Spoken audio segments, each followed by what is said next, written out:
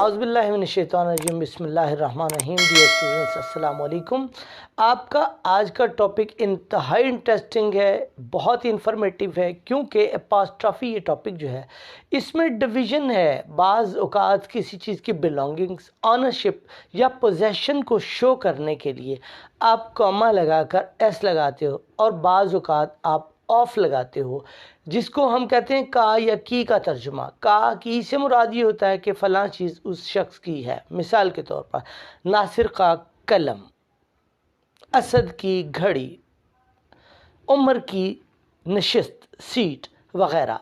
ये बिलोंगिंग्स किसी चीज़ की मिल्कियत, किसी चीज़ के ऑनरशिप को ज़ाहिर करते हैं कि कोई बंदा किसी चीज़ का ऑनर है, मालिक है, उसकी ये बिलोंगिंग्स में ये चीज़ शामिल है। तो आप ऐसी सूरत में ऑफ लगाते हो या एपॉस्ट्रोफी एस लगाते हो। तो ये सब हम कब कब लगाते हैं और कहाँ नहीं लगाते वो जानते हैं आज के लेक्चर में। तो यहाँ पर आप इसमें नॉन लिविंग और लिविंग ऑब्जेक्ट के लिए आप कर सकते हो कि नॉन लिविंग के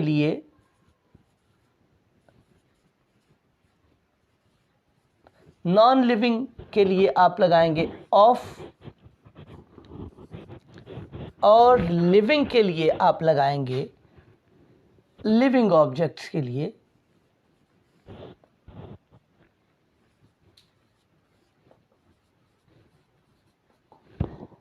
एपॉस्ट्रोफी एस। ऐसी सूरत में आप एपॉस्ट्रोफी एस लगाएंगे। ये एक बात तो हो गई क्लियर डियर स्टूडेंट्स कि आपने ऑफ कब लगाना है और एपॉस्ट्रोफी एस कब लगाना है। लेकिन यहाँ पर थोड़ा सा एक जो ज़्यादा एलेबोरेशन आपको एपॉस्ट्रोफी एस की सूरत में चाहिए होगी, वो उसमें एक दो केसेस हैं। वो क्या केसेस हैं? सपोज़ आप कहना चाह रहे हो असद का बैग, तो आप यहाँ पर लिखेंगे असद लिखकर यहाँ पर एपॉस्ट्रोफी लगाएंगे। देन आप उसकी पोजेशन या ऑनरशिप को शो करने के लिए, मीन्स के का की वगैरह का तर्जुमा करने के लिए आप एपॉस्ट्रोफी एस लगाएंगे। तो आप ऐसी सूरत में कह रहे हैं असद बैग, तो इसका मतलब होगा असद का बस्ता, राइट। इस तरह आप कहते हो तलहाज सीट, तलहा नेम, राइट। यहाँ पर एपॉस्ट्रोफी एस लगाएंगे ऑनरशिप को शो करने के लिए। तलहा सीट, तलहा की नशिस्त, तलहा की कुर्सी, तलहा की बैठने की जगह, इन मानों में आया, राइट। तो ये आपने एपॉस्ट्रोफी एस लगाया यहाँ पर। बट समटाइम इट हैपन्स, बाज़ औक़ात ऐसा होता है कि किसी का जो नेम है वो एस पे एंड हो रहा होता है, या आपको वो जो नाउन है प्लूरल फॉर्म में है, तो ऐसी सूरत में भी आप एस लगाओगे। सपोज आप कहते हो देयर, दीज आर वुमेन, एक खातून वुमेन। जब कलेक्टिव इसको प्लूरल फॉर्म में पढ़ेंगे तो मैन की जमा मैन हो जाएगा, मैन का प्लूरल फॉर्म मेन होगा, और फिर आप वो मेन नहीं बोलेंगे बल्कि इसको प्रोनाउंस करेंगे women, women, women. These are women, ये औरतों के क्या हैं? Apostrophe S, dresses. These are women's dresses, ये ख़वातीन के ड्रेसेस हैं। आपने प्लूरल फॉर्म में जब आपका नाउन आ गया तो ऐसी सूरत में भी आपने एपॉस्ट्रोफी एस ही लगाना है। But some time if a noun is in plural form and ending on s, s पर ख़त्म हो रहा हो, तो ऐसी सूरत में आप बिल्कुल भी एपॉस्ट्रोफी तो लगाएंगे लेकिन एस नहीं लगाएंगे। सपोज़ आप कहते हो this is boys, one boy, एक लड़का, बॉय। जब जमा हो गया तो बॉयज, ये लड़कों का आप कहना चाह रहे हो, उनकी ऑनरशिप देना चाह रहे हो, तो ऐसी सूरत में आप एपॉस्ट्रोफी लगाएंगे। But you will not once again right here s, वो जगह boys is not right, right. आप कहेंगे बॉयज, आप सिर्फ क्या लगाएंगे? ओनली एपॉस्ट्रोफी एप लगाएंगे। दिस इज बॉयज बॉल,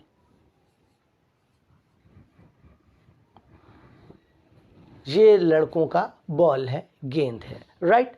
ये तो हो गया आपका नाउन्स के हवाले से। बट वन थिंग मोर, एक और बात जो है आपके लिए वो ये है कि अगर कोई नाउन हो और that noun is ending on S, ऐसी सूरत में भी यही केस होगा। लेट्स सपोज एक एग्जांपल लेते हैं आपको समझाने के लिए। That is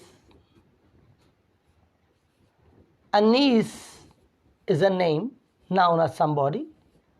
Anis, ending on s या राइस, एस पर ख़त्म हो रहा है, that is Anees, apostrophe comma s नहीं लगाएंगे, watch.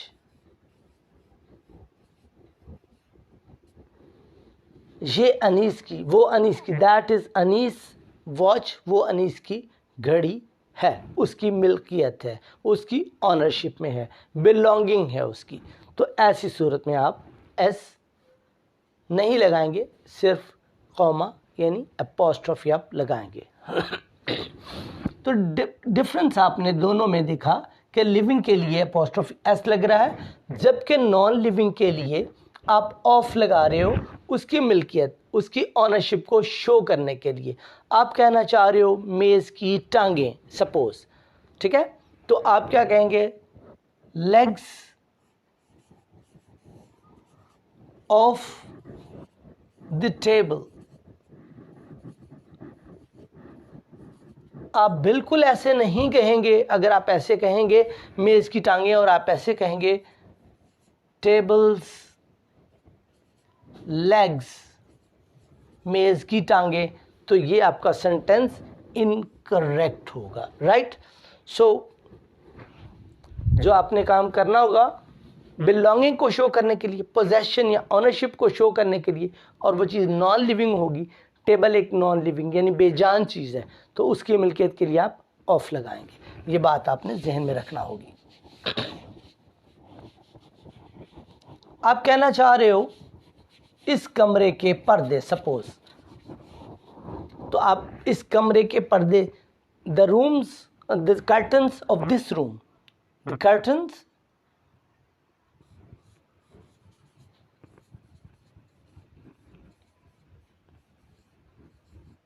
Curtains of this room.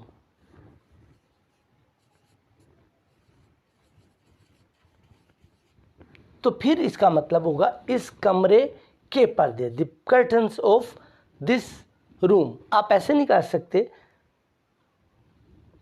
This rooms curtain. अगर आप इस तरह कहेंगे, जैसे यहाँ पर आप एस लगाते रहे अपॉस्ट्रोफी लगाकर, दिस रूम्स कर्टन, तो इट विल बी रॉन्ग, वो गलत होगा ग्रामेटिकली, और आपके तहरीर में आपके मार्क्स कट जाएंगे और आप इनकरेक्ट को करेक्ट नहीं कर पाएंगे।